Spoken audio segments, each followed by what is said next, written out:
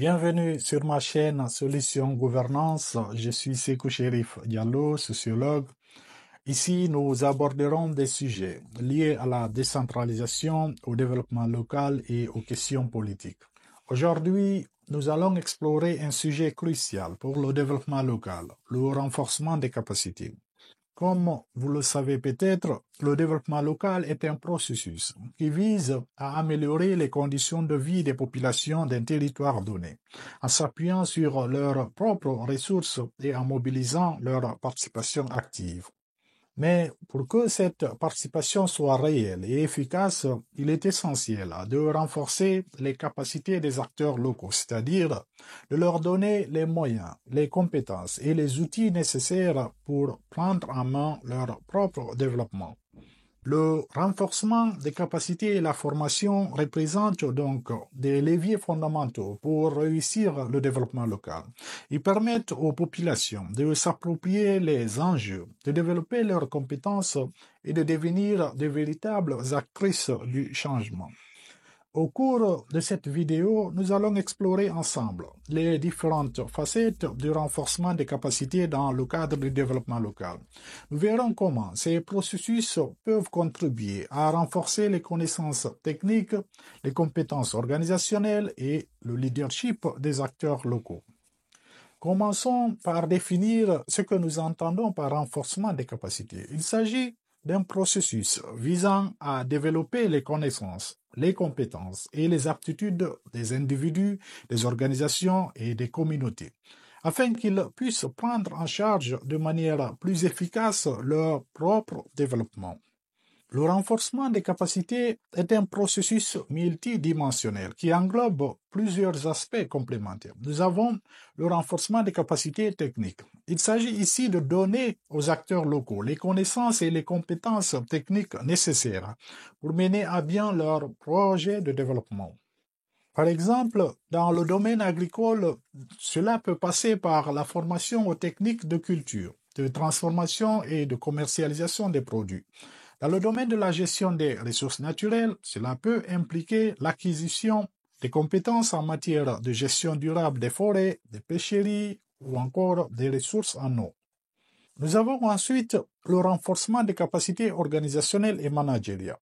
Pour que les projets de développement soient efficaces, il est crucial que les organisations locales, associations, coopératives, collectivités territoriales soient bien structurées et disposent de capacités de gestion solides. Le renforcement des capacités organisationnelles vise donc à améliorer la gouvernance interne, la planification stratégique, la gestion des ressources humaines et financières, ainsi que la communication et la coordination entre les différents acteurs. Nous avons aussi le renforcement des capacités de leadership et de négociation.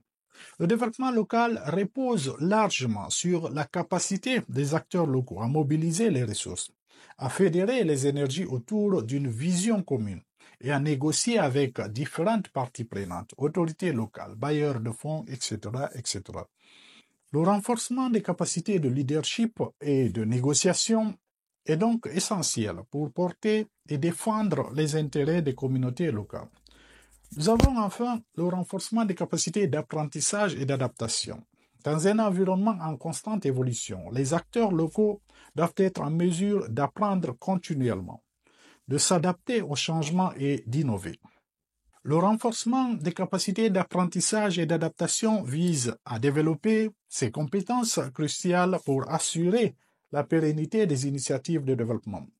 Comme vous pouvez le constater, le renforcement des capacités est un processus multiforme qui touche à de nombreux aspects complémentaires. C'est cette approche holistique qui permet aux communautés locales de devenir de véritables actrices de leur propre développement en s'appuyant sur leurs propres forces et en mobilisant leurs ressources de manière durable.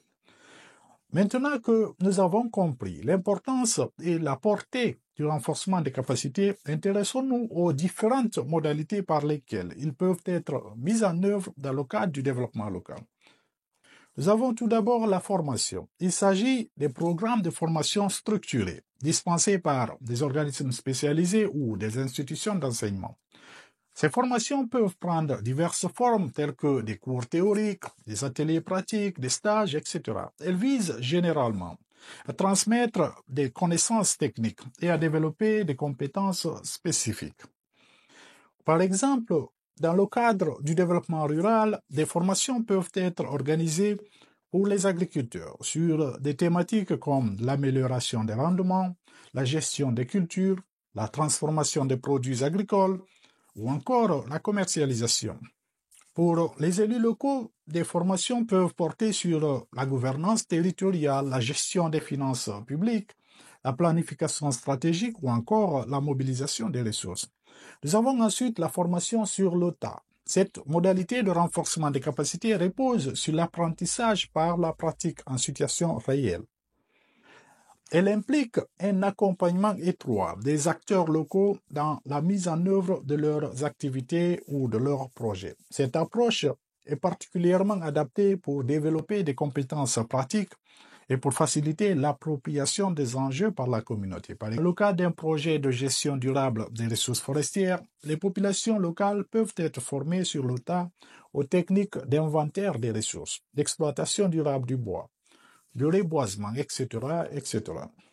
En participant directement à ces activités, elles développent des compétences concrètes, tout en s'appropriant des enjeux liés à la préservation de leur environnement.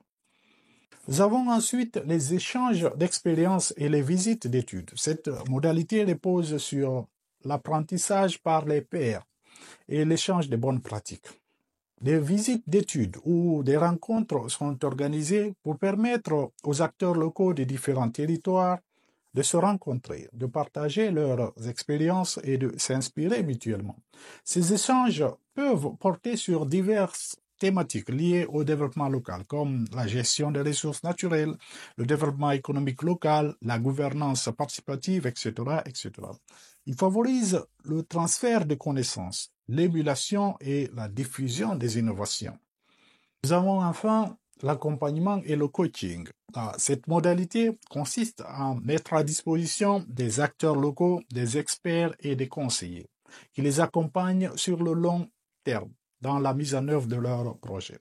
Ces experts jouent un rôle de facilitateurs, de conseillers, en apportant leur expertise technique, en renforçant les capacités organisationnelles et en encourageant surtout l'apprentissage continu. Cette approche permet un renforcement des capacités personnalisées, adaptées aux besoins spécifiques de chaque organisation ou communauté. Elle favorise également la confiance et la collaboration étroite entre les experts et les acteurs locaux.